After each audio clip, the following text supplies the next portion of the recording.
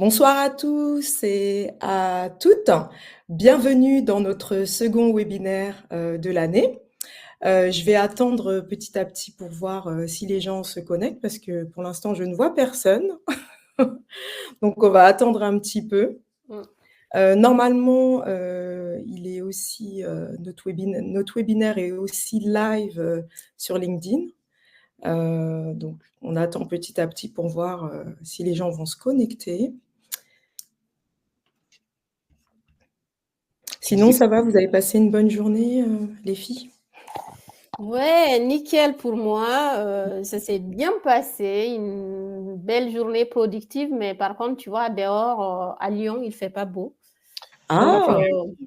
Donc voilà, donc on essaye de faire avec, ouais. D'accord.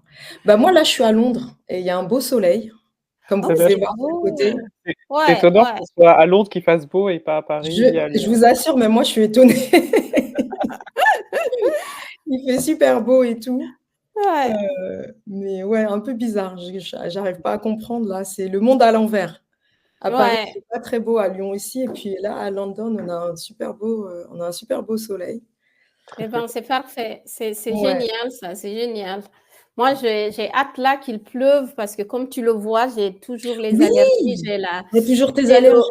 ouais, j'ai toujours les yeux, tu vois, tout rouges, un peu enflés et tout et donc j'attends qu'il pleuve là pour que ça diminue un peu Ouais. les Ouais, allergies, ouais, ouais. voilà. Je comprends, je comprends. Ouais, ouais. On Ah, va ça va attendre. Amédy, ça a été la course de la journée là? Ouais, j'avoue qu'en ce moment, c'est un peu speed. En plus, ma journée, elle va continuer après le live. Mmh. Mais bon, ouais, il y a pas mal de sujets en parallèle, donc ça va, ça va. Je fais des pauses. Pareil. Non, mais sérieusement, pareil, quoi. J'ai hâte qu'on se dise on est le 20 ou plus que 20 juin. Franchement, j'ai hâte de Carrément. voir juin, fin juin, là, tu vois. D'ici fin juin, c'est trop chargé. C'est trop Ouais. chargé. Bonsoir Ouais, ouais. Fatou. Bonsoir Ah super, Samantha. coucou Fatou. Mm. Dis coucou. On attend encore que quelques personnes se connectent parce que pour l'instant, on n'a pas beaucoup de personnes, donc on va attendre un petit peu. Mais tu sais, le fait qu'on papote C'est là, ça va Dali. amener les gens, tu vois, ça va les amener. Ils vont se dire, Exactement. mais qu'est-ce qui se dit dans ce truc-là? On veut savoir, on veut savoir, on veut tout savoir, voilà. C'est le moment de lâcher tous tes secrets ou les matous, là. Ouais, non, non, mais j'attends de voir. Si vous venez pas beaucoup, je lâche aucune info, d'accord? Mais on peut laisser aussi, attends, il y a Fatou, il y a Joël, il y a Samantha qui sont arrivés. Donc voilà, moi je sais pas si je vous connais ou pas du tout. Donc si vous pouvez nous dire qui vous êtes vite fait en attendant, tu vois, on peut s'amuser à ça, tu vois. Bonne idée.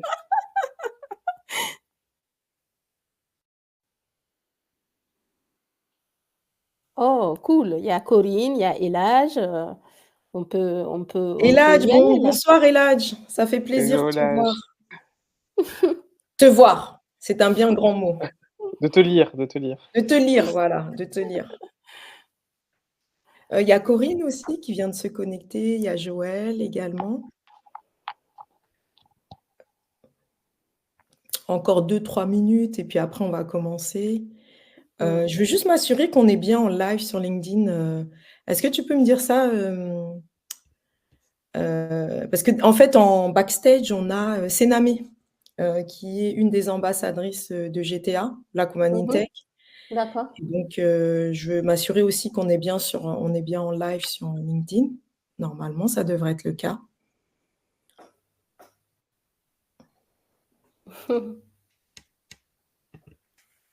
OK. Et du coup, c'est le deuxième, c'est ça? C'est le deuxième webinaire. D'accord, ok. Ouais, donc on avait Yvonne, au mois de mars qui nous a vraiment, c'était une masterclass en fait, hein, Ouais, franchement. tout à fait. Ouais, c'est ce qu'elle m'a dit. Elle m'a dit, moi, je n'étais pas là, Ah mais, oui, mais que dès des qu'elle a pépites. fini, elle m'a écrit en mode, tu sais, en mode off, là. Coucou, les, je ne sais pas si tu connais Yvonne, mais il faut que tu rentres en Ah oui, il faut que contact tu la avec. rencontres. Franchement, elle nous a lancé que des pépites. On était C'était tous, trop intéressant. waouh, waouh, waouh. Oh, cool, c'est extra. Ouais, ouais. Bon, bah écoutez, je vais me présenter rapidement. Donc, je suis Hélène Mendy, ambassadrice régionale de la branche France de GTA Black Women in Tech. Donc, Black Women in Tech, c'est une organisation dédiée à la valorisation des femmes noires travaillant dans le domaine de la tech. Ces derniers mois, de nombreuses personnes ont rejoint notre page LinkedIn et nous tenons à vous remercier chaleureusement pour votre intérêt et votre soutien. Votre engagement, qu'il soit récent ou de longue date, est précieux et nous motive à poursuivre cette aventure avec vous. Donc, là, je vais vous parler un petit peu de GTA. Donc, notre mission est d'inspirer, de soutenir et de connecter le monde de la technologie afin de permettre à plus de femmes noires et de jeunes filles de s'épanouir et d'aider les entreprises technologiques à améliorer leurs performances grâce à la diversité et à l'inclusion. Alors, nous organisons des événements en personne et en ligne régulièrement, comme celui-ci, où nous offrons à nos membres des opportunités de réseautage. N'hésitez pas à souscrire à notre newsletter pour l'annonce de nos prochains événements. On a 2 événements qu'on va bientôt annoncer sur notre page LinkedIn, une conférence au mois de juin et d'autres événements qu'on va essayer de mettre en place. Donc, restez connectés sur notre page. Donc, pour notre audience, n'hésitez pas à poser vos questions dans le chat et nous réserverons 15 à 20 minutes à la fin pour y répondre. Donc, cette année, nous avons pris l'initiative de lancer une série de webinaires dédiés aux femmes noires qui façonnent le monde de la tech. Et il nous a semblé totalement naturel d'aller au-delà de nos publications bi-hebdomadaires sur LinkedIn en leur donnant directement la parole, afin d'en apprendre davantage sur leur parcours et leurs contributions. Alors aujourd'hui, nous avons le plaisir d'accueillir Oulematou Baldé, que nous laisserons se présenter dans quelques instants. Mais pour mener à bien ces entretiens, je ne serai pas seule et j'aurai le privilège d'être accompagnée par Amédy Cessy, notre experte en tech. Donc Amédy, je vais te laisser la parole pour te présenter. OK, merci beaucoup, Hélène. Donc moi, c'est Amédy, donc moi, je suis développeuse de métier. J'étais développeuse pendant 10 ans et il y a quelques années, j'ai créé donc mon entreprise, qui s'appelle Normal Futures, où je crée des programmes, pour aider les personnes à se reconvertir vers les métiers de la tech et du digital. J'ai créé une cartographie de plus de 800 appellations de métiers de la tech et du digital pour aider les gens justement à découvrir pas à pas ces différents métiers et trouver le métier le plus aligné, à soi, celui qui matche bien avec ses compétences transférables. Et donc c'est pour ça que je crée, notamment des programmes collectifs, qui vont se lancer là dans quelques semaines. À côté de cela, donc j'interviens donc dans plusieurs associations. Donc déjà Black Women in Tech, c'est normal parce que je suis je suis Black Woman in Tech, c'est logique.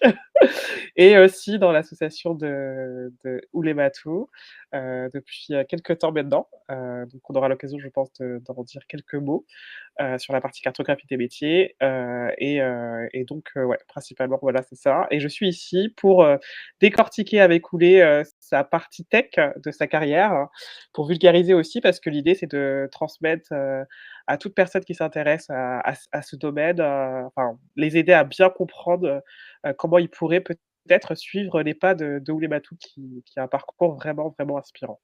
Ouais. Donc, Oulematou, en fait, on aimerait bien connaître ton parcours, savoir en fait, connaître ta trajectoire professionnelle, les choix qui t'ont guidé et les étapes clés qui ont marqué, ta carrière.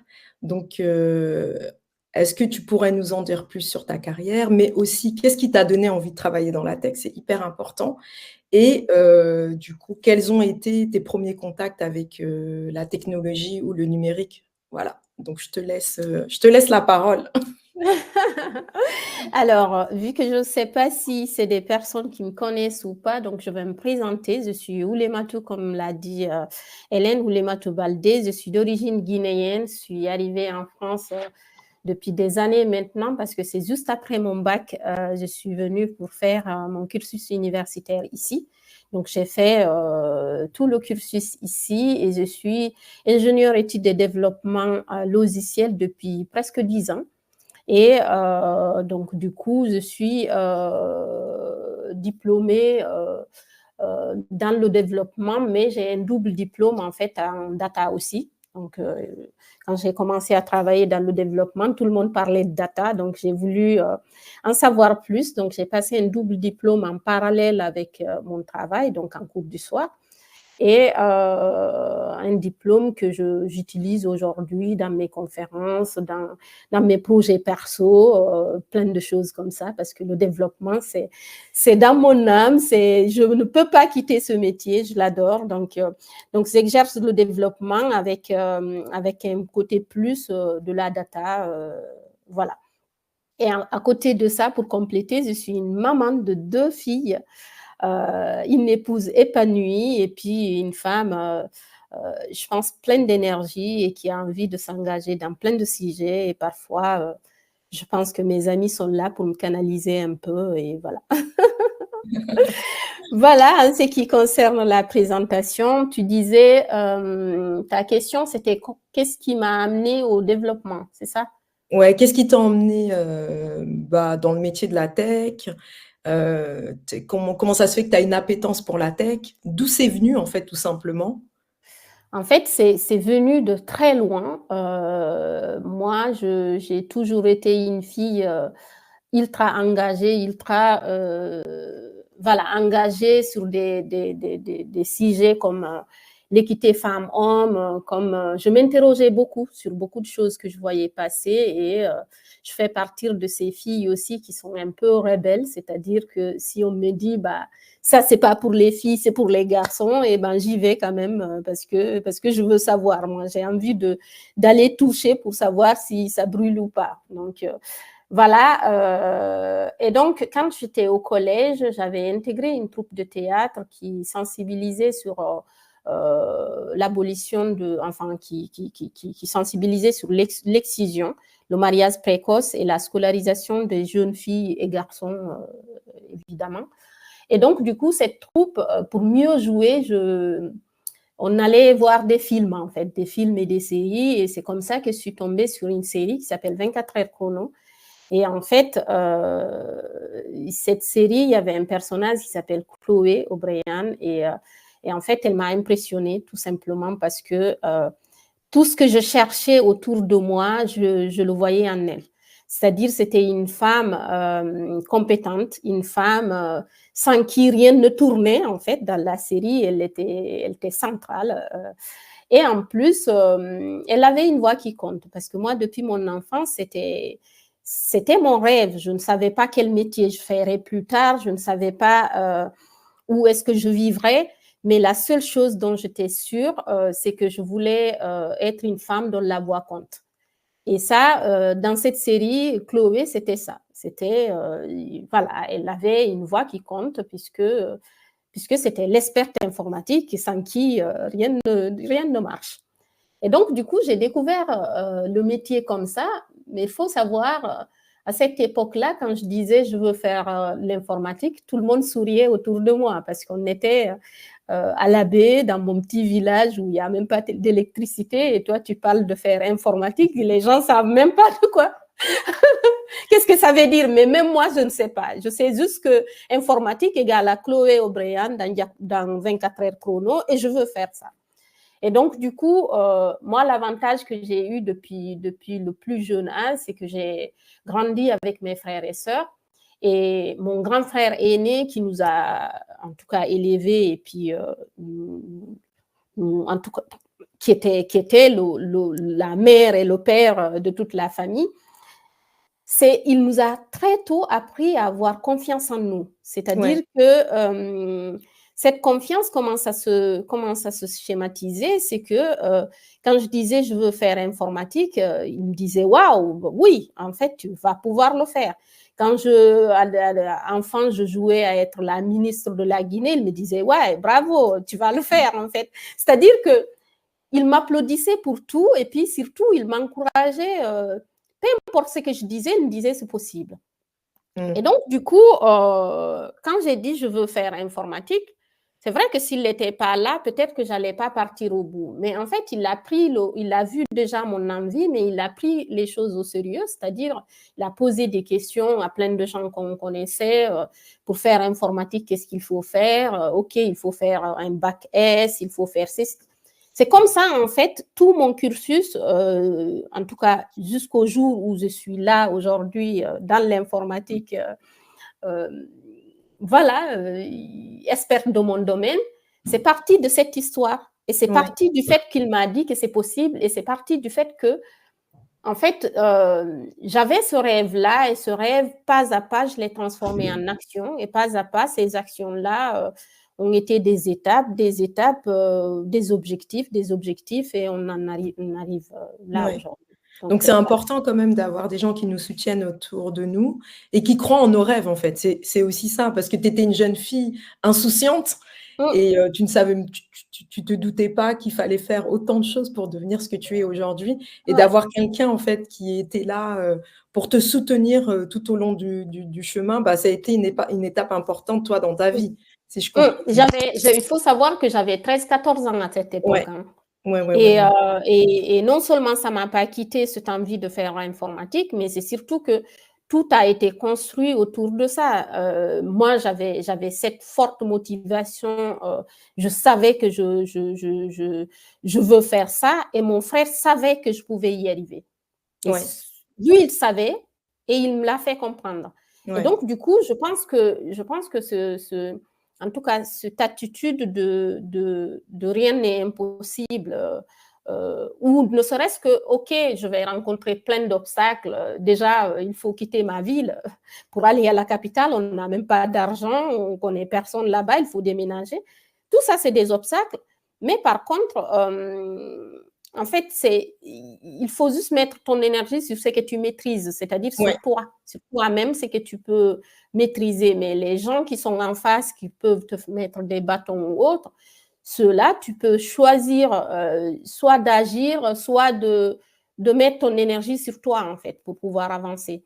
Donc voilà, donc c'est par ce biais-là que j'ai connu l'informatique et après, je suis arrivée, enfin, j'ai fait un bac S. Et après ce bac S-là, il faut savoir que j'ai rejoint la capitale guinéenne pour faire ce bac. Pourquoi? Parce que plusieurs pays de l'Afrique, dont la Guinée, c'est des pays ultra corrompus. C'est-à-dire que quand tu fais un lycée public, tu as très beau, enfin, tes chances sont minces pour avoir le bac. C'est-à-dire que les lycées privés ont plus de chances d'avoir le bac et tout ça. Et donc, c'est pour ça d'ailleurs qu'on a rejoint la capitale et on a rejoint un lycée. C'est l'un des meilleurs de la Guinée. S'il y a des Guinéens qui nous suivent, j'ai fait Kofi Annan en Guinée. Oui, je connais, tiens. C'est l'un des meilleurs. C'est l'un des meilleurs et ultra cher aussi, mais c'est juste que nous, on a été stratège. J'ai fait ce lycée que la dernière année, que l'année du bac, en fait. D'accord. J'ai fait tout le reste dans ma région. On est arrivé à la capitale pour faire ce bac-là, sauf que, en fait, moi, j'étais venue à la capitale pour faire le bac et après faire les études universitaires en informatique à la capitale. En intégrant ce lycée-là, donc je change de classe sociale, tout simplement, parce que dans ce lycée-là, tous les jeunes parlent d'études au Canada, aux États-Unis, en France, mais de quoi ils parlent, moi, je ne comprends rien du tout. Je suis une simple villageoise qui atterrit dans ce lycée. Et en fait, en me renseignant, on me dit, bah, OK, il faut beaucoup d'argent, c'est-à-dire un compte bloqué de 6 000 € pour pouvoir postuler en France. Ce n'est pas que l'ambassade prend l'argent, hein, mais c'est pour que tu puisses financer ta première année d'études. Mais aussi, il faut un bon dossier. Nous, on n'a pas l'argent, mais par contre, je peux agir sur le bon dossier, c'est-à-dire travailler mieux. Comme tu l'as si bien dit, il y a des paramètres que toi, tu peux maîtriser et le seul paramètre que tu peux maîtriser, c'est le tien. Oui, c'est le mien. Voilà, C'est ça, exactement. c'est ça. Et en fait, du coup, j'en parle avec mon frère et il me trouve un prof de maison et tout ça. Je faisais bac physique chimie à la maison. Je deviens très vite parce que quand je suis arrivée dans ce lycée, j'avais un mauvais niveau puisque je viens de la région. En fait, quand tu viens de l'intérieur du pays, le niveau est un peu plus bas qu'à la capitale. Donc, j'avais un mauvais niveau et au bout d'un semestre, j'avais rattrapé tout et j'étais parmi les meilleurs du lycée. Et en fait, en étant parmi les meilleurs du lycée, le proviseur nous parlait de concours, de maths, de physique, de machin. Et je commence comme ça, en fait, à faire plein de dossiers, plein de concours qui me fait, enfin, je me fais remarquer très vite. Ouais. Et donc, c'est par ça que maintenant, j'avais le bon dossier, mais il fallait maintenant l'argent. Et bien, l'argent, encore une fois, c'est mes frères, ma sœur, ils se sont tous mobilisés. J'ai appris à Pichetto, en fait, pourquoi il faut miser sur moi, pourquoi il faut nous aider à avoir l'argent et tout. Eh ben, mon frère, il s'est démené, en tout cas avec tous les commerçants qu'on connaissait, plein de gens. Vraiment, je suis le fruit de l'argent de plein de personnes. De la communauté, en fait, tout simplement. Surtout mon village, en fait. Les gens de mon village et puis d'autres personnes, d'autres commerçants de Conakry aussi. Et donc, ils ont, en fait... ils ont réuni l'argent. Pourquoi? Parce que sans avoir l'argent, j'avais postulé à l'ambassade de France. Et donc, du coup, j'avais eu l'admission de l'école ici en France. Et après l'admission, j'avais tout, le bon dossier. Il faut juste l'argent. Donc, en fait, quand on présentait à mes oncles ou tantes et les gens, en tout cas, qui avaient de l'argent et qu'on disait, elle a été sélectionnée, les machins, il faut juste l'argent. Les gens trouvaient dommage, en fait, que j'ai pas l'argent. Donc, ça, c'est vite une solidarité autour de ce dossier-là, autour du fait que j'ai été admise dans une université française. Et on a réussi à avoir l'argent et je suis arrivée ici en France avec ce rêve de vouloir faire informatique, mais sans avoir mes zéro prérequis. Hélène, j'avais zéro prérequis. Je sais même pas de quoi. Je sais juste que Chloé fait de l'informatique, mais sauf que c'est une comédienne qui tape au clavier, tu sais. Mais oui, bien sûr. Et voilà, donc même pour m'inscrire pour venir en France, ça se passe dans un vidéoclub. Tu sais, tu payes quelqu'un qui t'inscrit. J'ai jamais touché carrément l'ordinateur, même pas touché. Oui. Ah ouais, non, non. Tu partais vraiment de loin, de très, très loin. Sauf que j'ai l'ambition d'être ingénieur informatique. Hein. Voilà, c'est ça. Ouais. Bon, on va passer un peu au côté, à ton parcours et les étapes clés de ton parcours en tech, si tu peux nous les donner, et savoir où tu es aujourd'hui aussi, ce que tu fais aujourd'hui, nous parler un peu de ton métier rapidement et des étapes clés en fait pour arriver là où tu es aujourd'hui. Ok, eh ben, les étapes clés, je vais commencer par les étapes clés, après je te dirai où j'en suis. Les étapes clés, tu l'as dit tout à l'heure, je pense que, en fait, dans la vie, pour avancer, il faut avoir un objectif clair.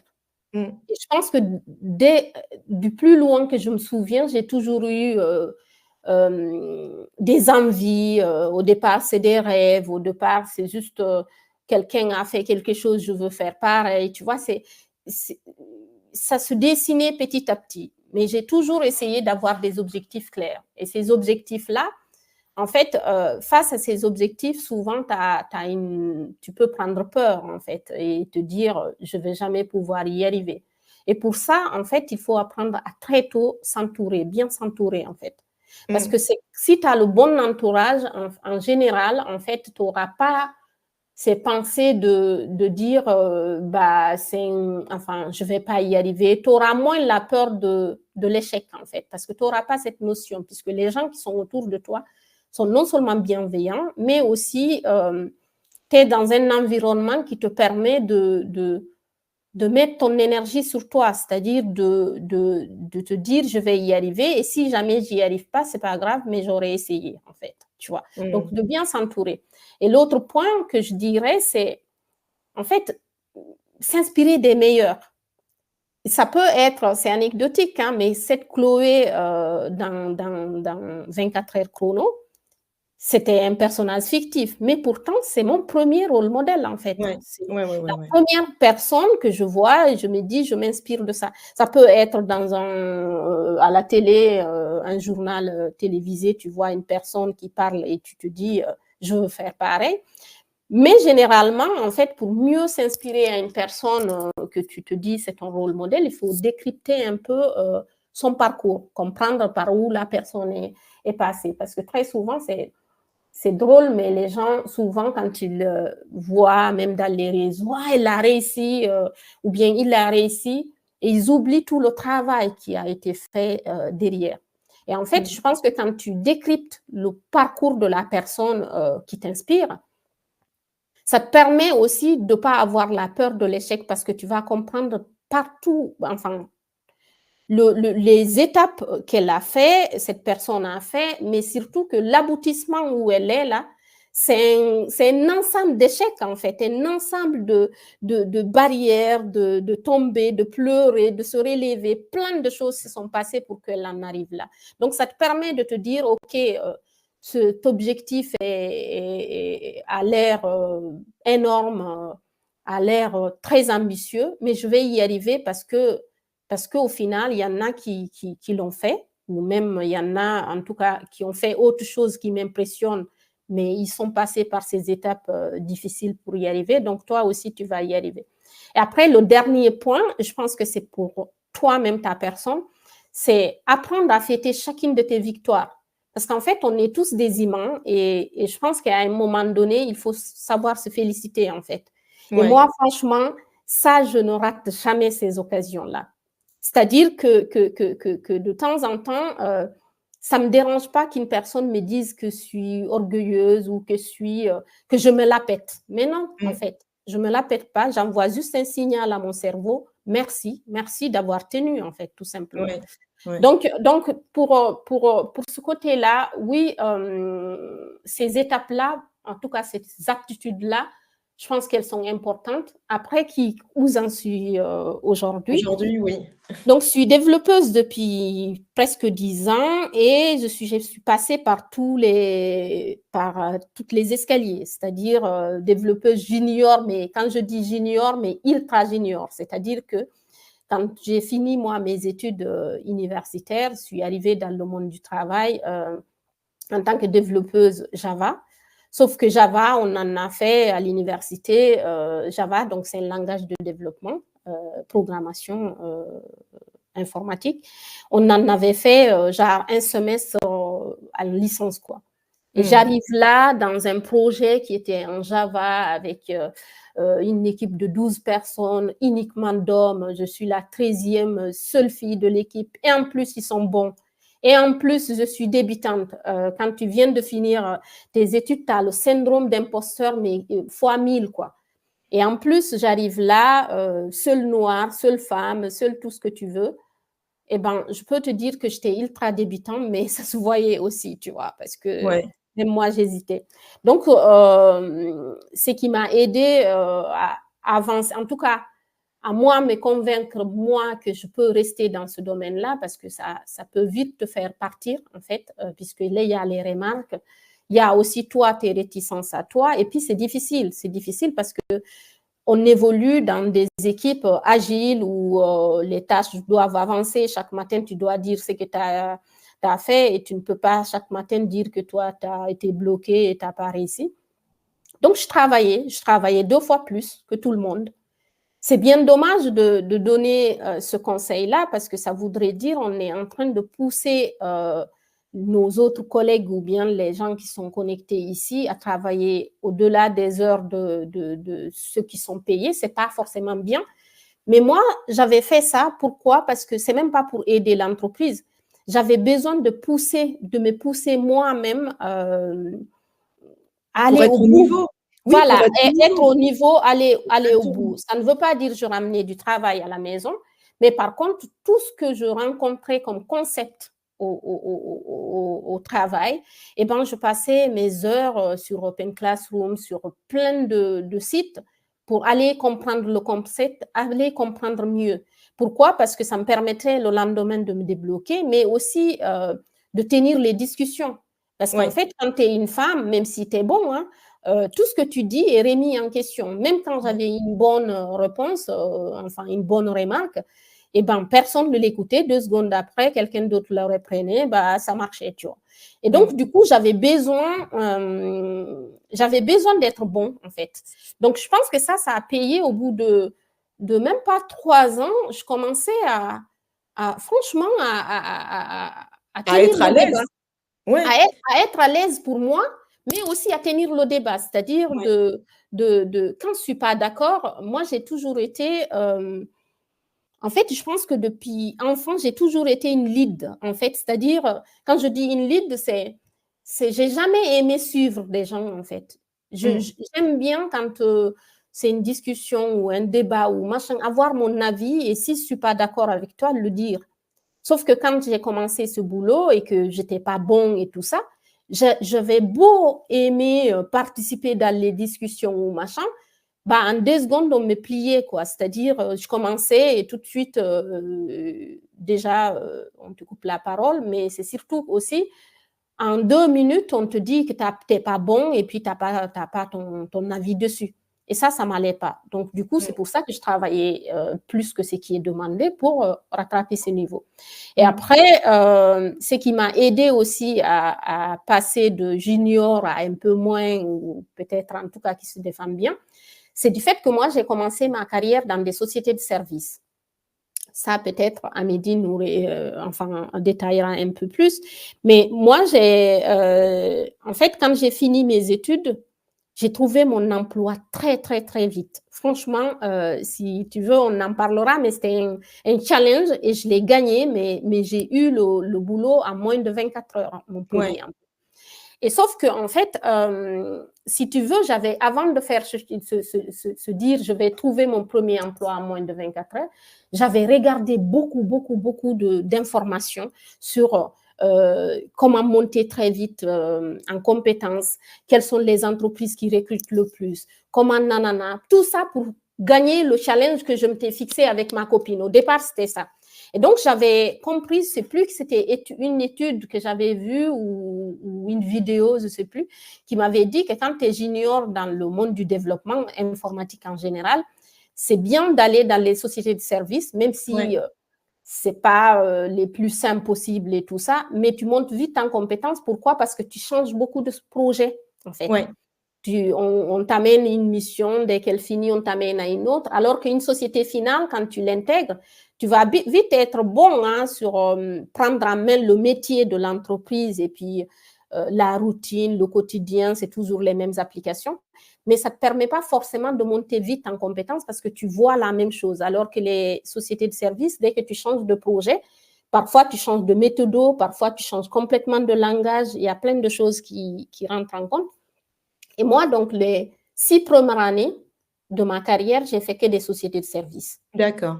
Et donc, du coup, je changeais beaucoup de projets. Et dès que je voyais qu'une mission commençait à être longue, soit je demandais à changer, soit je changeais carrément la société de services. D'ailleurs, j'en ai changé en 6 ans. Je pense que j'ai fait 3 parce que ça me permettait aussi de renégocier mon salaire. Ça aussi, c'est un autre truc qu'il faut savoir. Plus tu changes d'entreprise, plus tu changes Oui, forcément, déjà, bah, tu as pris en compétences, en expérience, forcément ton salaire va augmenter. Donc, c'est forcément, aussi ton un des salaire conseils va augmenter. peut-être? Ouais. Oui, mais c'est surtout que aussi tu sors de la grille salariale de l'entreprise parce que quand tu es Oui, dans une même effectivement. entreprise, tu as été recruté à, je ne sais pas moi, à tel nombre de cas, et ben une année passe, tu viens à ton entretien annuel, ils vont t'augmenter déjà de 2%, tu vois. Oui, Alors que exactement. quand tu changes d'entreprise, très souvent, Ça va ils être te de 10 demandent, 20 c'est ça, c'est ton audace en fait, c'est jusqu'à combien tu oses et jusqu'à combien aussi tu es bon dans tu sais, dans les tests techniques. Ouais. Et moi, j'avais un tips aussi sur ça, c'est que, en fait, même quand j'étais en mission, je passais mon temps à faire du coding game, en fait. C'est-à-dire, c'est une plateforme que toutes les entreprises, en tout cas, en général, les entreprises en développement, Amédi, je ne sais pas si tu connais Coding Game aussi. Ouais. Donc, plein d'entreprises utilisent, plein d'entreprises utilisent cette plateforme pour faire des tests techniques. Et moi, je passais souvent le temps sur cette plateforme. Pourquoi? Un, pour me tester techniquement. Deux, aussi pour être au courant de ce qui se passe, tu sais, pour me mettre un peu à jour et tout ça. Mais du coup, plus tu en fais, j'ai l'impression quand même que tu fais le tour un peu des questions et autres. Et donc, du coup, quand je passais des entretiens, je donnais des salaires parce que l'anecdote que je vais te dire, c'est que même quand j'étais junior, j'ai jamais été, en tout cas au nombre d'années, à une personne qui a le même nombre d'années d'expérience que moi, je n'ai jamais eu une seule personne qui avait un salaire plus que moi. Généralement, j'avais tout le temps plus. Et parfois, même, il m'arrivait, là, ma dernière entreprise, il m'arrivait où je disais jamais mon salaire parce que sinon, les gens s'énervaient et tout ça. Moi, j'arrivais toujours à négocier fort. Parce que, un, j'arrivais en entretien ultra en confiance, mais de deux aussi, le fait que je m'entraînais beaucoup sur ces plateformes, souvent pour justifier le salaire que tu as demandé, ils te disent, ah, OK, on va faire un test technique. Bah, généralement, je le pliais en deux très vite. Ça ne veut pas dire que j'étais très bon, hein, mais c'est juste que le test technique, je réussissais. L'entretien, pareil. Donc, du coup, j'avais des très bons salaires, en tout cas pour... j'arrivais à négocier. Et puis, donc, très vite, je passe à une développeuse, en tout cas à côté Java et puis tous les frameworks qui sont autour, ultra à l'aise. Et après, il y avait un des points que j'avais noté quand j'étais à l'université, c'est que moi, j'avais remarqué que j'aimais beaucoup le développement, mais pas forcément un langage. J'aimais l'algorithmie, j'aimais la façon d'analyser, j'aimais la conception, j'aime beaucoup tout ce qui est autour, mais pas forcément un langage. Donc, au bout de quelques temps, quand j'ai fait pendant un long moment chez Soprasteria du Java, j'ai voulu changer carrément de langage. Donc, j'ai changé d'entreprise et suis allée en C++, mais rien à voir, franchement. Et je pense que c'est le fait que aussi j'adore le challenge, j'adore aller commencer des projets où je ne connais rien du tout et c'est tout à refaire pour juste me tester encore et aller au bout de mon idée, tu vois. Et donc, je rejoins cette société, je refais la même façon de faire, c'est-à-dire de travailler, d'aller chercher plus, de fouiller les documentations, de faire un peu de projets perso. Et donc, dans cette société-là, c'était ma dernière entreprise, donc c'était une société finale. Et au bout d'1 an et demi, le directeur, le DSI change, et un nouveau DSI arrive et il dit, OK, il impose à tout le monde de changer de langage. Il faut savoir qu'en informatique, les DSI ou d'autres directeurs, je peux te dire, il y a certains qui sont tellement nuls, c'est-à-dire quand ils arrivent dans une entreprise, ils connaissent un langage dans là où ils viennent, l'entreprise d'avant, il arrive, il impose un changement juste parce que c'est des mecs qui ont peur il est à l'aise dans... Oui. Ouais, il est à l'aise dans un truc, donc il demande tout ce qui existe et il veut le refaire tout. Et je pense que c'est ce qui s'est passé. Il était vraiment nul, ce mec. Et donc, du coup, on change de langage, on commence du C#. Et en fait, ce qui est génial, c'est que C#, c'est un peu le Java de Microsoft, en fait, tout simplement. Et surtout, l'autre chose aussi qui était géniale pour moi, c'est que, comme je te disais tout à l'heure, moi, j'aime l'algorithmie, j'aime chercher, j'aime la conception. Donc, que tu changes un langage par un autre, j'ai envie de te dire, ça ne me change rien, en fait. Je vais peut-être prendre une semaine pour tu sais, m'habituer à la syntaxe parce que ça change de syntaxe et tout ça. Mais très vite, j'ai pris en main. Et en fait, très vite, j'ai été nommée lead technique de l'équipe. Et donc, du coup, ça, c'était mon dernier poste. Voilà. en moins de 8 ans, je passe de 7 juniors qui ne savaient rien du tout à lead technique de toute l'équipe. Et voilà, et c'était c'était une consécration pour moi parce que j'avais commencé l'université à Lyon 1 par une première question qui était comment allumer l'ordinateur, tu vois.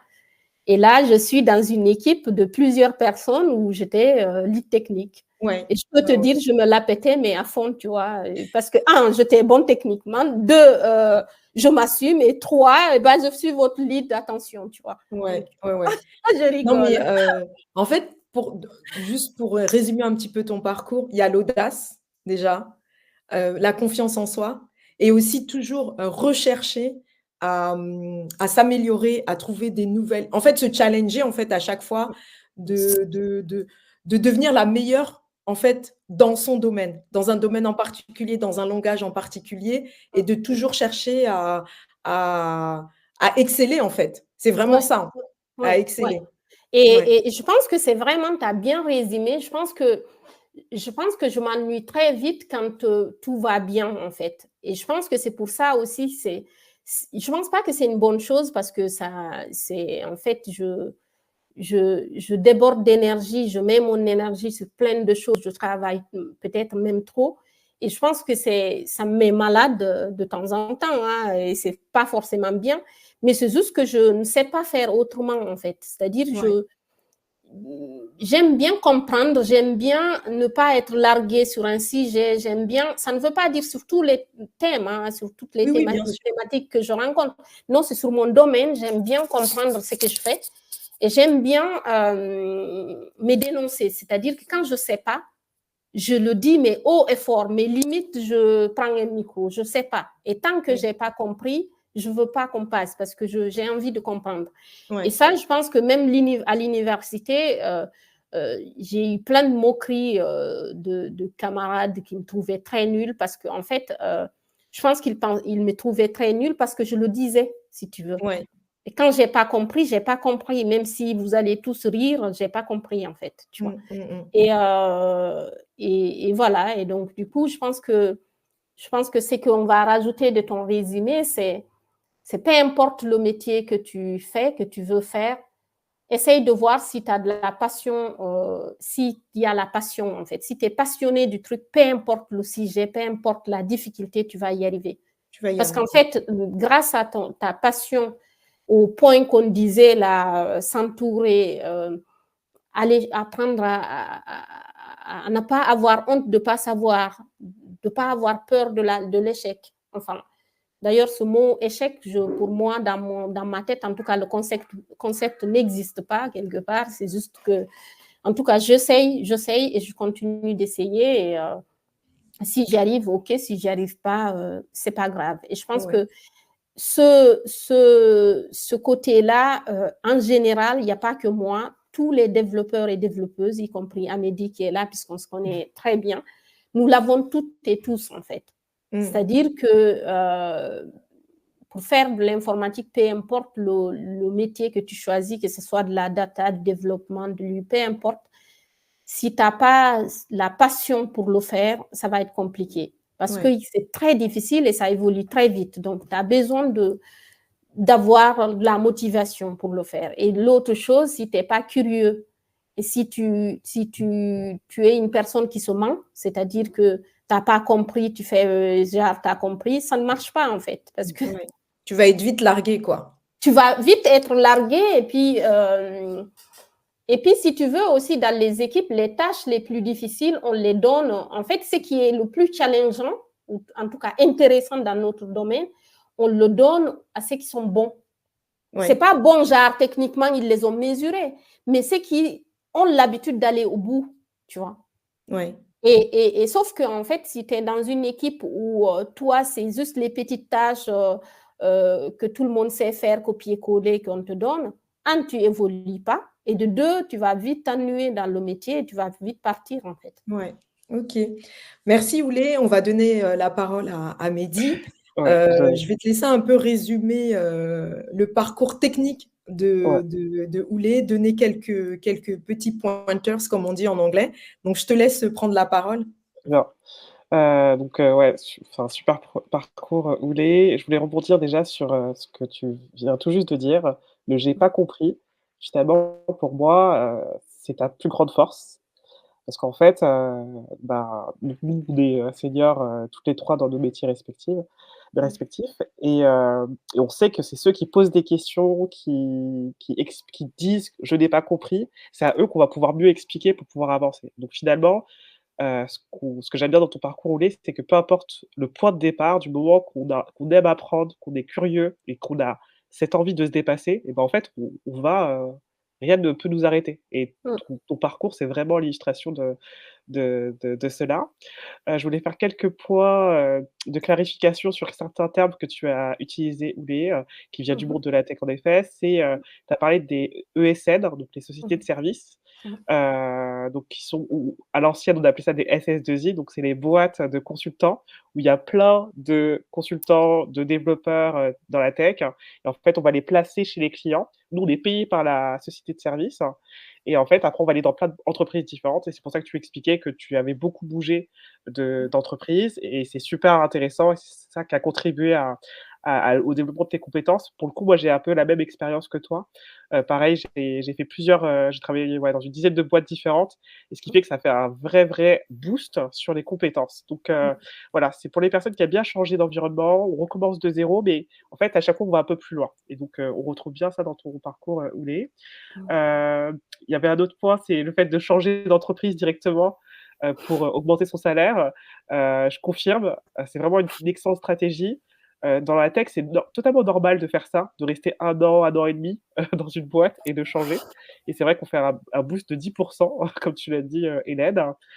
Coding Game, la plateforme qui Coding Game, je pense, .com, quelque chose comme ça, un Mmh. site sur lequel on va pouvoir s'entraîner, c'est gratuit. On peut Mmh. s'entraîner gratuitement sur tous ces tests, pour s'entraîner pour les entretiens. Excellent conseil et DSI, c'est pour directeur des systèmes d'information, Ouais. qui est, le boss de la tech dans les grosses boîtes et c'est vrai que, bah, en général, on fait des entretiens avec l'équipe de la DSI ou du moins des personnes qui travaillent dedans.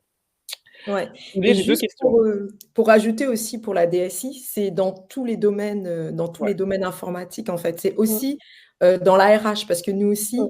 on est Mmh. reliés dans la SIRH, on est reliés à la DSI aussi. Donc c'est Mmh. peu importe, les Mmh. systèmes, les Mmh. ERP et cetera, ils sont tous Mmh. reliés à la Mmh. DSI. Donc juste pour vous Exact. donner un peu aussi de précision par rapport à moi, qui n'est Mmh. pas forcément une personne technique, mais pourtant moi aussi, en fait, mon autre boss, bah, c'est le directeur de la DSI aussi également. Tout à fait, parce que Mmh. finalement, la DSI, elle gère tout ce qui est de près ou de loin en lien avec ce qui est informatique et les Ouais, logiciels qu'on va utiliser à les l'intérieur de logiciels. l'entreprise, même pour Ouais, les RH, c'est de l'informatique et du coup, ouais. c'est pour ça que c'est relié à la DSI. Mmh. Alors, j'ai 2 questions pour toi, Oulé. Mmh mh. Donc la première, c'est qu'on voit que dans ton parcours, tu as été développeuse Java, développeuse C++ et développeuse C#. Donc c'est Mmh. des technos différentes, hein. Je voudrais que tu nous expliques ou tu nous clarifies quelles ont été tes stratégies pour monter en compétences quand tu changeais justement de techno, d'accord? Ah, Donc, tu as d'accord. parlé un petit peu de coding game pour la partie entretien, mais Mmh. pendant que tu étais Mmh. en poste, hein, tu Mmh. montais en compétences. Mmh. C'était quoi tes stratégies pour, Ah oui, ça, c'est vrai que c'est excellent parce que c'est une des peurs que tu as quand tu veux changer d'entreprise et qu'on te dit les technos sont différents. D'ailleurs, en général, tu te loupes à l'entretien, on ne te prend pas puisque les personnes qui font l'entretien, souvent, c'est des RH qui ne connaissent pas forcément nos métiers, mais ils connaissent des termes techniques. Ah, j'ai vu sur votre CV, vous avez du Java, mais nous, c'est pas ça. Et tant que c'est pas ça, eh ben, ils sont bornés, quoi. Donc, c'est à toi de savoir défendre ton dossier pour pouvoir déjà être pris dans cette entreprise qui n'a pas le même langage. Et parfois aussi, ce langage peut changer pendant que tu es dans l'entreprise. C'est mon cas pour de C++ à C#. Maintenant, c'était quoi ma stratégie pour monter en compétences? En général, en fait, quand j'ai quitté le Java pour aller en C++, ça, c'était mon choix. Donc, du coup, c'est moi qui ai rejoint une entreprise qui faisait ça. La première chose, j'essayais de comprendre c'est quoi les différences. Et j'essayais de comprendre aussi c'est dans quel contexte on utilise tel langage ou tel autre. Parce que quand j'ai quitté le Java, j'arrivais dans une entreprise qui faisait du C# et qui faisait des applications rien à voir. En fait, avec Sopra, on faisait des web services. Si ça, peut-être tu redéfiniras des web services Java, de traitement de données. On travaillait pour la SNCF notre job, c'était de savoir quand est-ce qu'un train va aller en maintenance, quand est-ce qu'un train arrive en gare, quelles sont les étapes que le train fait. Donc, on récupérait des flux de données, on traitait ça en Java avec des frameworks. Et quand j'arrive dans l'entreprise où je faisais du C++, là, ils faisaient, eux, du traitement de données, en fait, de la digitalisation de données documentaires, archivage numérique de documents. Donc, d'où ils utilisaient du C++ parce qu'il y avait besoin de faire des calculs. Alors qu'en Java, en fait, souvent, quand tu utilises ce langage-là, c'est quand vous devez faire des calculs. Souvent, c'est le monde de la recherche qui utilise du C++. Ou bien, c'est beaucoup plus performant que le Java. Que tous les autres, oui. Voilà, exactement. Parce que tu peux aller dans le binaire plus finement, en fait. Donc, du coup, on utilisait du C++. Mais du coup, j'avais compris dans quel contexte chacun des langages s'opère. Mais derrière, je suis allée chercher c'est quoi les différences. En fait, en C++, tu dois tout faire à la main. C'est-à-dire, il y a des fuites mémoire, il y a plein de choses qu'on ne sait pas gérer en Java parce que Java te le fait tout seul. Ça ne veut pas dire que ça ne se fait pas, mais c'est juste que ce n'est pas nous, les développeuses, qui le faisons. Donc, la première chose que j'ai fait, c'est aller apprendre déjà à gérer tout ce que Java ne savait pas gérer à la main, d'aller apprendre à le gérer, de comprendre comment utiliser les pointeurs, par exemple, de comprendre finement comment marche ce langage. Et après, l'autre point, c'est de comprendre qu'est-ce qui est commun à ces deux langages-là. Eh bien, l'algorithmie, il est toujours pareil. La logique derrière est toujours pareille, la conception est toujours pareille. Et je pense que le changement de langage, c'est ces trois questions qu'il faut se poser. C'est dans quel contexte chacun des langages s'opère et après, quelles sont les différences de ces langages-là et aller travailler cette différence. Et l'autre chose, quels sont les points communs et tu sais que devant ton ordi, tu as les yeux fermés, tu peux faire de la même façon que les autres langages, que le langage que tu as maîtrisé avant. C'est-à-dire tes if, else resteront toujours la même façon, l'algorithmie est de la même façon. Donc, c'est un peu comme ça que j'ai fait. Et pour réussir mieux, il n'y a pas meilleur que les forums, en fait, pour comprendre Parce qu'au début, quand tu changes de langage, il y a plein de bugs bêtes. Il n'y a pas de bugs bêtes, hein, mais je vais dire des bugs que si tu étais expérimenté, tu n'aurais pas. En fait, c'est des petits trucs, c'est juste que tu ne connais pas. Et bien là, moi, Stack Overflow, c'était mon ami. C'est-à-dire, j'y passais ma vie dessus. J'allais sur la documentation du langage aussi pour comprendre comment faire. Parce que le défaut aussi de changer de langage, c'est que parfois, tu viens faire des méthodes. Si ça se trouve, elle existe déjà dans ce langage-là. Tu es en train de retaper tout encore comme un bébé, en fait. Non. Du coup, la documentation, c'est ton ami, les forums, c'est ton ami, et très vite, tu montes en compétence. Tout à fait, hyper intéressant la manière dont tu as abordé cela et pour atterrir sur les forums, notamment le site très connu de tous les développeurs qui est Stack Overflow. Le point d'entrée, il est simple, hein, c'est Google. On tape dans Google vraiment le problème qu'on a. On dit tous que Google, c'est notre meilleur ami quand on est développeur. C'est vraiment pas du tout un cliché et on travaille avec ça au quotidien, qu'on soit junior, middle ou senior. Vraiment, c'est vraiment un outil qui nous accompagne et c'est grâce à ça qu'on tombe à chaque fois souvent sur Stack Overflow ou d'autres sites dans lesquels on va trouver des réponses. OK. J'avais une autre question parce que tu as été donc développeuse et tu as fait aussi de la data. Pour toi, quelle qualité il faut avoir quand tu veux être développeuse et quelle qualité vaut mieux avoir quand on fait de la data? C'est ma dernière question. OK. En fait, les qualités que je vais te citer, elles sont presque communes, en fait. Parce que la curiosité, il faut l'avoir dans les deux, en fait. Il faut être curieux et tout. Mais je pense que dans la data, il y a un élément supplémentaire qui arrive qui n'est pas dans le développement dur, que j'ai vu, en tout cas que j'ai eu besoin quand je faisais de la data, que je n'ai jamais eu en développement, c'est la communication, en fait. Pas communication entre les personnes, mais mais en fait, savoir présenter des données, c'est-à-dire savoir avoir savoir synthétiser, savoir c'est un peu, tu sais, quand on était au lycée, savoir faire une rédaction, tu vois. Je pense que quand tu es développeuse, je pense pas que ça t'a aidé aucun moment. Et les seules moments que tu écris du texte, c'est quand tu mets des commentaires. Et ces commentaires, généralement, c'est des noms de méthodes, c'est vraiment, en plus, tu commentes en anglais très souvent. Oui, mais par contre, voilà, sur la data, je pense que pour mieux étudier tes données, pour mieux les présenter, il te faut quand même un langage un peu, savoir, enfin, j'arrive pas à vous exprimer c'est quoi la compétence, mais c'est vraiment réussir à retranscrire des informations informatiques ou des données complexes dans un langage qui va être clair. En plus, en général, tu vas travailler avec d'autres personnes de d'autres métiers, pas forcément techniques. Il va falloir traduire et c'est peut-être cette chose-là que quand on est développeur, on a moins besoin parce qu'en tant que développeur, on travaille qu'avec des techs ou avec un Scrum Master ou un chef de projet qui va nous comprendre. C'est lui qui s'adapte à nous, mais nous, on s'adapte pas forcément aux autres. C'est exactement ça. En fait, c'est exactement ce que j'ai trouvé quand tu es développeur. Je pense que c'est un peu, les développeurs, c'est un peu, je dirais, on est des orgueilleux, en fait. C'est-à-dire, on connaît notre truc, toi, tu t'adaptes. Si tu t'adaptes pas, tant pis, en fait. C'est un peu, je suis en train, ils vont me tabasser tous les développeurs et développeuses, hein, mais j'ai envie de te dire, on sait vivre entre nous et on se suffit, tu vois. C'est-à-dire, c'est les autres, c'est aux autres de s'adapter à nous.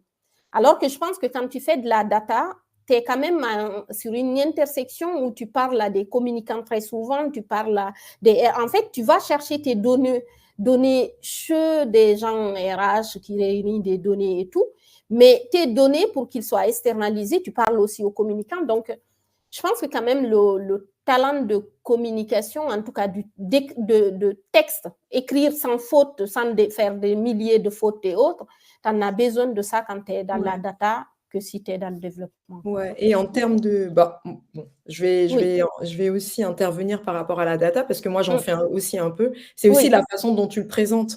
Parce qu'il y a la donnée, mais après, pour faire parler la donnée, il va falloir la présenter. Il y a certaines façons de présenter aux personnes qui sont pas forcément des spécialistes. Oui, c'est ça. Et en fait, c'est exactement ça la différence. Et moi, c'est ce que je ressens quand je travaille avec, comme je suis chef de projet, je travaille avec ceux qui sont plus dans la data, ceux qui sont plus des développeurs. Et tu vois la différence dans la façon de s'exprimer, c'est complètement différent. Ils abordent les choses complètement différemment.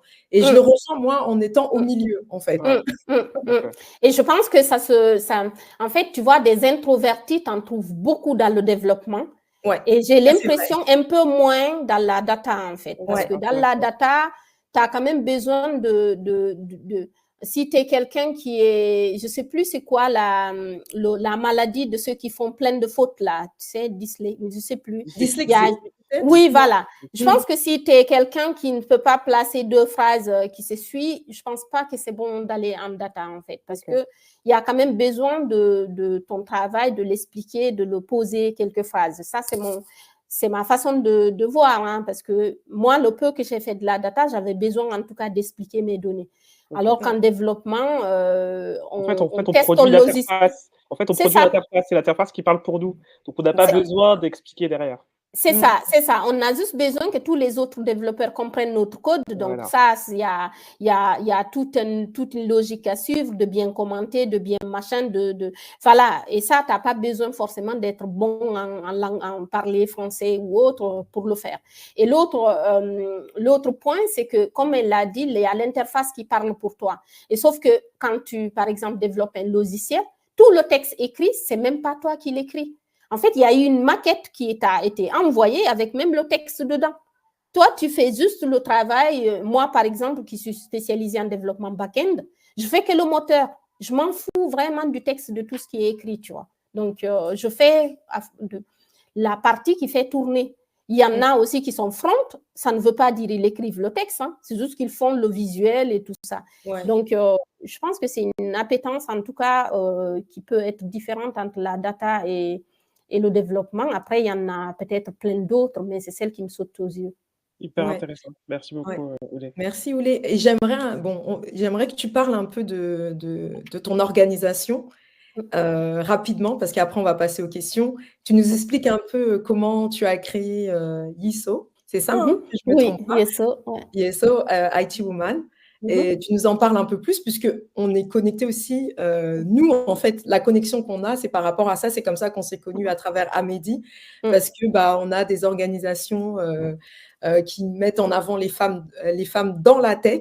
Et donc Mmh. explique-nous un petit peu comment tu en es venue à créer cette organisation, ce que tu fais avec Mmh. et comment les gens aussi peuvent se connecter à Izou et cetera. OK, OK.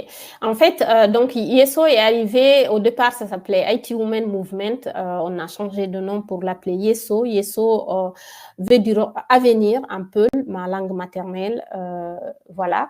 Et YESO est né, de ma dernière entreprise où, j'étais ambassadrice de l'égalité des chances et j'avais commencé à intervenir, dans des écoles, à parler et puis aussi, à côté, pas dans le cadre de l'entreprise, mais je donnais aussi des conférences de temps en temps et tout ça. Et j'avais remarqué en fait que les entreprises qui parlent d'inclusion ne sont pas forcément celles qui sont vraiment inclusives. C'est-à-dire qu'il y a beaucoup de marques employeurs et pas forcément d'action terrain, pas forcément. J'avais l'impression, en tout cas, qu'on agitait ma photo partout, mais ça ne voulait pas dire qu'on fait d'action, quoi. Et donc, du coup, j'ai décidé de sortir ce projet-là que j'avais depuis quand j'étais étudiante. J'avais l'idée de créer quelque chose qui œuvre sur l'égalité femmes-hommes. Je ne savais pas ça va être que dans la tech ou ça va être... Je ne savais pas c'était quel format, mais j'avais cette idée-là. Donc, l'association est née de là. Et YESO, qu'est-ce qu'on fait? Donc, YESO, son objectif, c'est d'accélérer la féminisation de la tech ici en France, dans un premier temps, évidemment. Et qu'est-ce qu'on fait? On agit de la maternelle au monde du travail. Donc, on intervient dans les écoles pour sensibiliser sur l'équité filles-garçons. Et puis, au collège, c'est là où intervient Amédi avec les ateliers de cartographie des métiers. On intervient au lycée, à l'université, enfin, à tous les domaines, enfin, tous les niveaux, je vais dire, d'études. Et à côté de ça, on accompagne les entreprises partenaires uniquement sur des formations certifiées Calupi, sur du leadership inclusif, sur l'équité femmes-hommes, les interventions dans les écoles, tous ces points-là. Et le troisième point qui est pilier chez YESO, c'est qu'on a monté un réseau de femmes de la tech, un réseau IT Women qui est aujourd'hui un succès parce que on est très nombreux et on a une moyenne d'années d'expérience de plus de 9 ans, donc c'est un réseau vraiment de qualité. Et à côté de ça, on fait des actions de mise en avant de femmes, un peu comme vous faites, des conférences où on donne la parole aux femmes, des conférences mensuelles. Aujourd'hui, jusqu'à il y a 2 mois, on n'était que sur Lyon. On vient d'ouvrir à Nantes. Et à la rentrée, on sera à Paris, Bordeaux, Marseille, plein d'autres villes qui arrivent.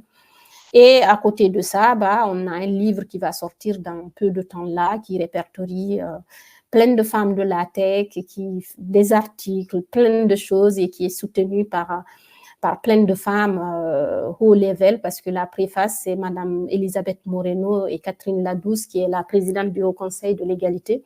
Et aujourd'hui, on a plusieurs vraiment femmes leaders qui soutiennent ces IT Women-là, dont Elisabeth Toussoungui, qui est la directrice de Orange, directrice exécutive de Orange. Et donc, du coup, voilà, c'est une fierté pour nous. On avance, on essaye de faire des actions terrain et on espère que YESO va grandir et qu'on verra YESO en Afrique un jour. Et voilà. Oui, oui, mais ça c'est sûr, on le verra en Afrique, je n'en doute pas. J'espère déjà une collaboration avec GTA, tu Ah vois. oui, tu m'as dit que tu venais à Paris, donc c'est dès que tu ouvres ta branche à Paris, on est là, on viendra te soutenir. Donc déjà, il y a cette collab et puis bien sûr, moi je devais m'organiser pour venir à Lyon et Exact. ça va se faire, ça va se faire. C'est juste une question de calendrier, c'est pas évident, mais on est connectés en tout cas.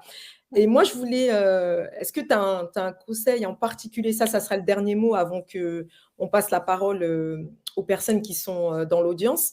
Est-ce que tu aurais un conseil à donner en particulier aux personnes qui nous suivent, mais vraiment en général, c'est pas forcément un conseil tech, mais vraiment un conseil qui te tient à cœur en fait et que tu aimerais partager? En fait, le point central que j'en ai pas parlé, c'est confiance en vous. Apprenez à avoir confiance en vous et voilà, apprenez aussi à vous entourer. Le réseautage, c'est ultra important.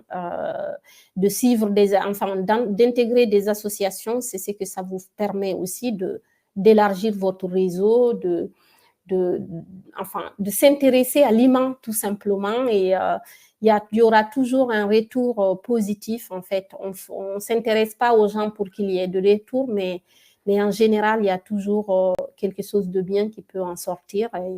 Et voilà, donc ayez confiance en vous et apprenez à bien vous entourer. Et ça commence par... Ouais, c'est ça, ça commence par le réseautage en fait. Apprendre à réseauter et à bien s'entourer.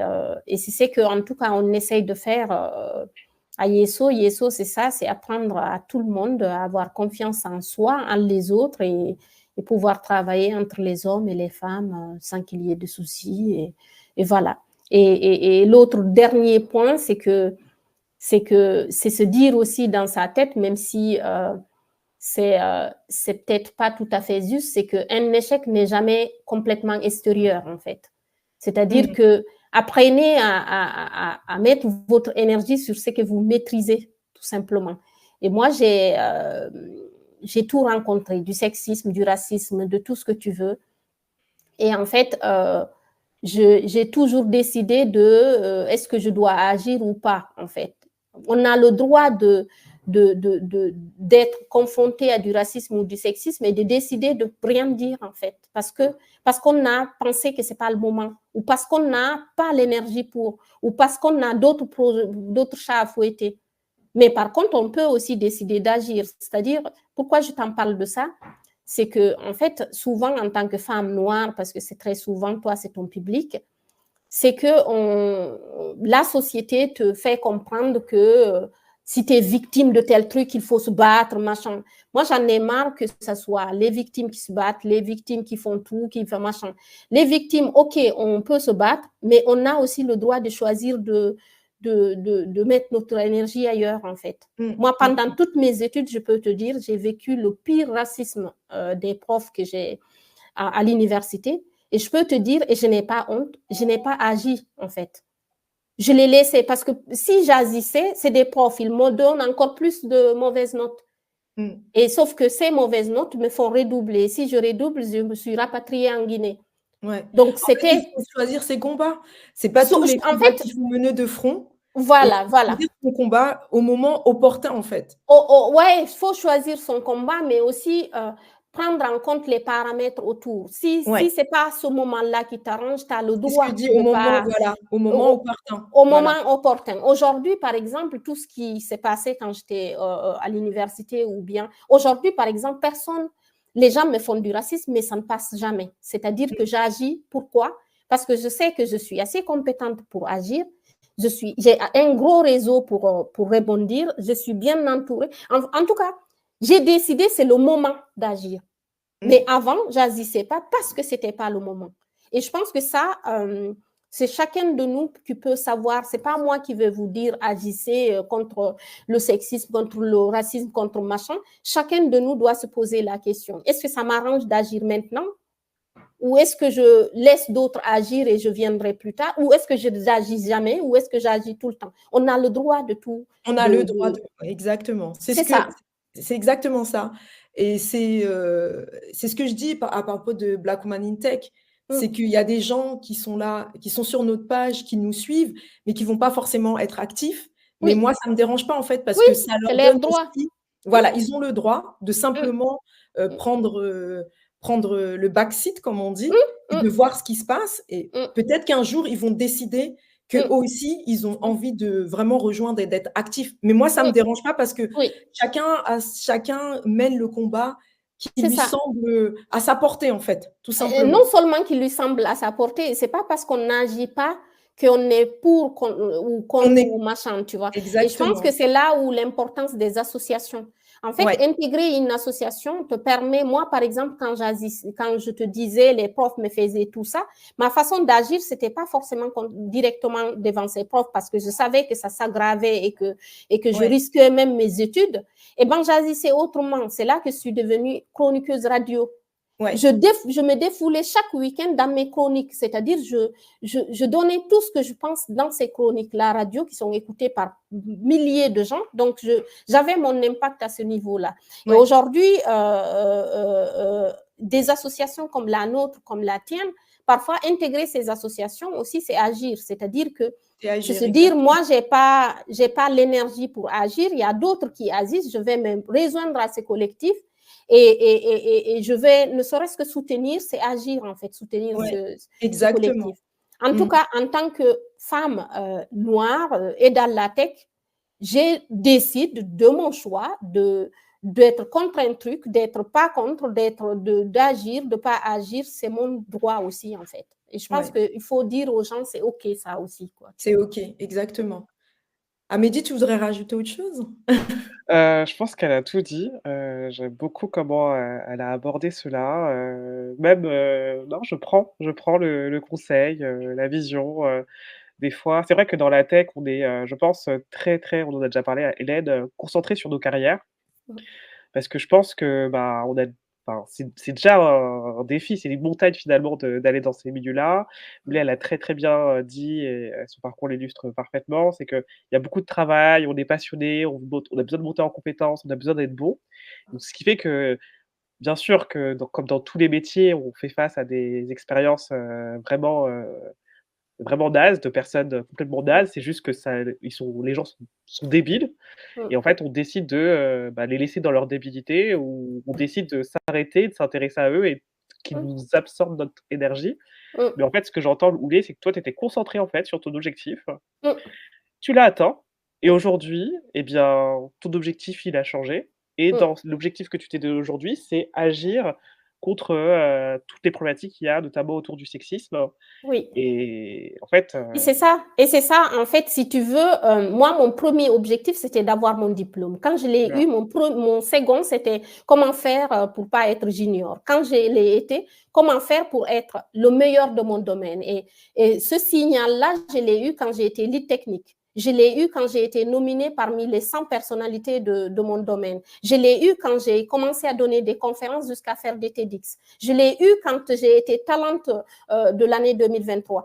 Tous ces points-là, c'est à chaque fois des objectifs, mais aussi des signaux, ce que je te disais tout à l'heure, de se donner le temps de fêter ses victoires. C'est tous ces trucs-là, je les fêtais. Et à un moment donné, j'ai dit, qu'est-ce que je veux maintenant comme objectif? Mon objectif, lui, elle le sait, Amélie, mon objectif, c'est de briller. Mais briller, c'est quoi? C'est briller autour, avec plein de gens autour. C'est-à-dire que moi, je ne peux pas être bonne dans mon métier ou être nominée dans tous les trucs si je suis toujours la seule noire, la seule fille, la seule machin. Tu vois ce que je veux dire? Mon objectif aujourd'hui, c'est comment faire en sorte que plein d'autres femmes enfin, aillent au bout de leurs rêves. Pas forcément Mmh. mon parcours, pas forcément. Chacun a son parcours, chaque personne a son parcours à elle, mais d'aller au bout de ses rêves. Moi, c'est ça mon objectif. Comment aider d'autres à aller au bout de leurs rêves. Mais ça, j'aurais pas pu faire ça pendant que j'étais concentrée sur moi, en fait. Mmh. Moi, j'ai décidé, c'est peut-être égoïste, j'ai décidé dans un premier temps de mettre mon énergie sur moi, sur ce que je maîtrise, sur mes objectifs à moi. Et quand les premiers paliers, ça ne veut pas dire tous mes objectifs sont atteints, mais quand j'ai considéré que je suis allée suffisamment loin, j'ai décidé de me dire maintenant, je vais m'investir pour les autres, en fait. Ouais. Et ça, je pense que c'est OK aussi. Et c'est pour ça qu'il ne faut pas, quand il y a des personnes qui ne s'engagent pas dans les assauts ou qui ne prennent pas la parole pour dénoncer du racisme, du sexisme, du machin, il faut les comprendre. Moi, en tout cas, j'étais ces personnes-là avant. Et maintenant, j'agis parce que je pense que c'est le moment, quoi. Mais de toute manière, c'est toute une communauté, hein, c'est pas C'est on ça. agit à notre niveau, ce qu'on peut faire, on le fait et voilà, en fait, c'est chacun, comment dire ça? Va jauger, en fait, quand est-ce que c'est possible d'avoir de comment dire? De prendre la parole ou Mm. de pas la prendre, en fait et Mm. donc moi, je suis OK, pareil, hein, je suis OK, que les gens nous suivent, nous soutiennent, mais ne sont pas forcément actifs.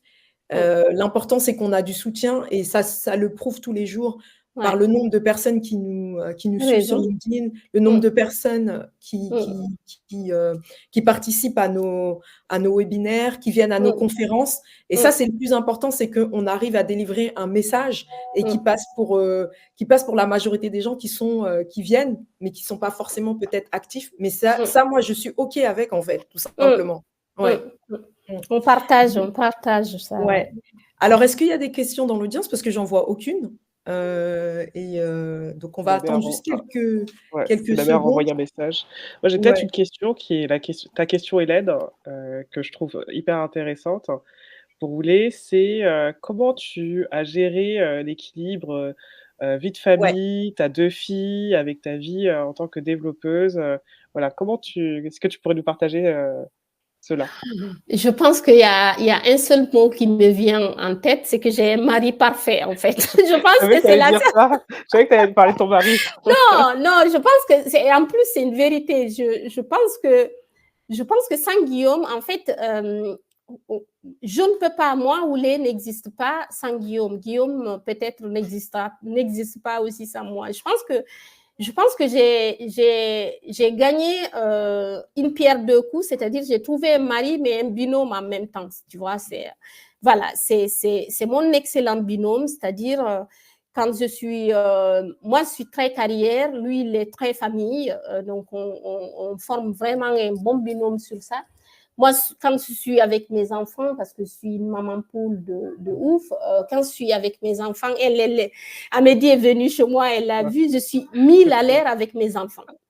Par contre, quand je ne suis pas là, je ne suis pas là, mais total, tu vois. C'est-à-dire, je fais partie de ces personnes qui ne savent pas se concentrer à deux choses. Je fais qu'un truc, mais à fond, je suis un peu autiste sur ça, tu vois. Je fais un truc et il faut que ça soit bon et parfait, tu vois. Donc, je pense que quand je ne suis pas là, mon mari, je sais que je ne m'inquiète pas parce qu'il est ultra présent et même l'école, pour ne pas vous mentir, quand il y a quelque chose à l'école, tous les autres parents, je pense qu'ils doivent appeler la maman. Nous, ils l'appellent le papa parce que dès le premier coup de fil, il décroche. Moi, il faut appeler 2 fois pour m'avoir, tu vois. Donc, je pense que c'est ça qui m'aide. Et l'autre chose, c'est que sans l'un, l'autre, en fait, je ne suis pas heureuse, moi, en étant juste mère au foyer. Et je ne suis pas heureuse à mon boulot si je n'avais pas cette famille qui est tout pour moi. Et je pense que du coup, j'arrive à faire la séparation. Tu ne verras jamais travailler le week-end parce que, enfin, si, mais en tout cas, quand je suis avec ma famille, je suis vraiment avec ma famille à fond. Et quand je suis au travail, je suis au travail à fond. Et moi, l'un sans l'autre, je serais malheureuse, quoi. Voilà. Ok. Et il y a un point quand même qui est intéressant aussi à partager, c'est que quand tu as repris tes études pour ton master en data, et ben, tu étais en pleine grossesse. Donc ça montre aussi, que voilà, à plusieurs moments de sa vie, on peut avancer sur ses projets. Bon, je pense quand même que tu es quand même, unique dans ton genre. En fait, ce qui s'est passé, c'est que j'étais développeuse. Ouais, ok. Désolée, il y a mon mari qui me donnait une info. Et donc, du coup, je disais, en fait, quand j'ai voulu faire de la data, j'étais développeuse de jour, donc de l'autre bout de Lyon, en fait, donc tous les matins. Et puis, dans le service où je travaillais, tout le monde parlait data et tout ça, et je me dis, je suis perdue, je ne comprends pas et tout. Et en plus, à chaque fois, je commence à participer dans la discussion, mais non, toi, tu ne comprends rien dans la data, nanana. Et du coup, j'ai voulu faire la data. Au départ, ce n'est même pas pour travailler dedans, pour juste comprendre. Et puis, vu que tout le monde me disait, en fait, l'UA va remplacer le développement, je voulais juste un plan B, quoi. Voilà, c'était ça l'idée. Et donc, je postule à ce master, donc Bac plus 5 pour de la data. Et je ne savais pas que j'étais enceinte. Donc, je reçois l'admission. Je fais tous les dossiers, tous les trucs et je suis admise. Et je découvre après l'admission que je suis enceinte. Et en fait, je ne veux pas me donner des excuses, je ne veux pas nanana. Et du coup, je fais quand même le master. Et donc, ça commence en septembre et je devais accoucher en octobre. Donc, je commence le master avec presque 9 mois de grossesse, à 9 mois, puisque ça a commencé septembre et Anna est née le 12 octobre. Et donc, du coup, une grossesse et franchement, même le responsable de la formation jusqu'à présent, il me suit sur LinkedIn, il me dit, il ne comprend pas comment j'ai fait. Ah bah oui, j'ai accouché de mon bébé, j'ai continué le truc et en plus, dès janvier, je devais reprendre le boulot avec, puisqu'il faut savoir, j'ai la grande qui a 2 ans et quelques, un bébé de 0 mois, plus le master, plus le travail de jour. La seule chance que j'ai eue, c'est qu'il y a le congé parental, les 3 mois là. Ouais. Donc, par contre, de fin janvier à fin juin, bah, j'ai tout allié, quoi. C'est-à-dire, j'avais repris le boulot, plus le bébé, plus la grande, plus tout ce que tu veux. Mais encore une fois, mon mari, il est top, quoi. C'est-à-dire, on fait tout ensemble. Donc, ça s'est bien passé. Ok, bah excellent. Bravo. Il y a une question dans le chat, Hélène. Oui, il y a une question. Alors, ça, c'est une question de Charlotte qui nous dit merci Oulématou pour ce partage. En effet, être multipotentiel dans la sphère du travail, en particulier dans la tech, est pour moi un excellent avantage. Ma question concerne le passage du salariat à l'entrepreneuriat. Qu'est-ce qui a été réellement le déclic? Ah oui, c'est une belle question parce qu'on n'en a même pas parlé. Non, on Merci n'en a pas Charlotte. parlé. Et en fait, il y a 1 an et quelques, quand j'ai lancé l'association, je vais juste dire, chérie, s'il te plaît, tu peux dire de ne pas faire du bruit. Ouais. Pardon. Et donc, du coup, quand j'ai voulu lancer l'association, je pensais continuer en salariat et tout ça. Je lance l'association, il y a un boom sur LinkedIn et plein de gens qui m'écrivent de machin et tout. Et je me rends compte que ça va être compliqué. Donc, je demande une rupture conventionnelle à mon entreprise qui refuse. Donc, je démissionne au final. Mais sauf qu'il faut savoir, en France, il ne faut pas démissionner. Quand tu démissionnes, tu n'as pas de chômage, tu n'as rien du tout. À zéro. Et voilà. Donc, du coup, au final, je suis passée entrepreneuse. Pas parce que j'étais préparée. Je suis passée entrepreneuse parce qu'il fallait vivre, en fait, il fallait avoir un salaire, mais aussi parce que j'avais des demandes et j'avais plein de gens qui me demandaient en conférence. Et sauf que moi, comme je vous disais tout à l'heure, j'ai toujours su valoriser mes compétences. C'est-à-dire que j'ai donné 1-2 fois de conférences gratuitement. J'ai dit, mais ils m'applaudissent tous, ils disent tous que je suis bon, mais comment ça?